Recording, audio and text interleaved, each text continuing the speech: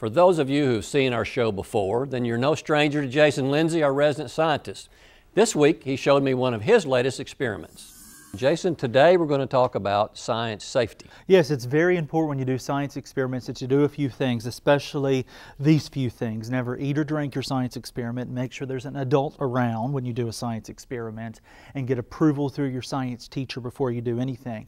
Also, don't forget about wearing face gear like eye protection and any other gear, depending on the experiment. And that's why I say ask the teacher first, because they'll tell you, put the goggles on, Susie, Bill, whomever it might be. Right. Because it's important that we do science, but it's more important that we do safe science. We don't want you to get hurt and then say, oh, I don't like science anymore, overall. So follow those steps and you'll be fine. And don't believe everything you see on Facebook and YouTube and Twitter and all those social networks. You see some cool experiments sometimes and they're fake. They're not real.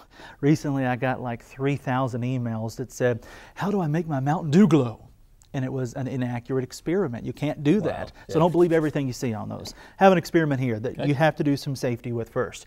Film canister, remember these? You used to take pictures and put the film in it and go get them developed. A week later you would get your pictures, right? Yeah. Nowadays they're so instant. We're going to use this, something that's going extinct, to do a rocket. Okay?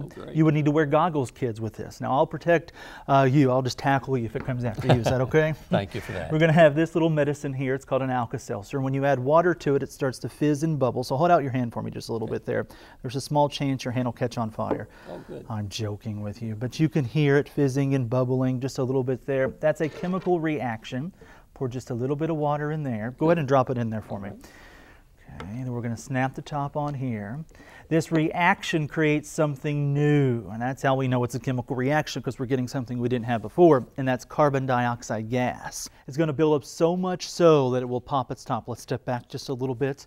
And what will happen is we can only fit so much carbon dioxide gas on the inside. It's just almost like, whoa, there it goes right there. Wow. There we go. Yes, and it hit the ceiling just like that, didn't it? That was great. But we're building up a whole lot of gas on the inside. Yeah.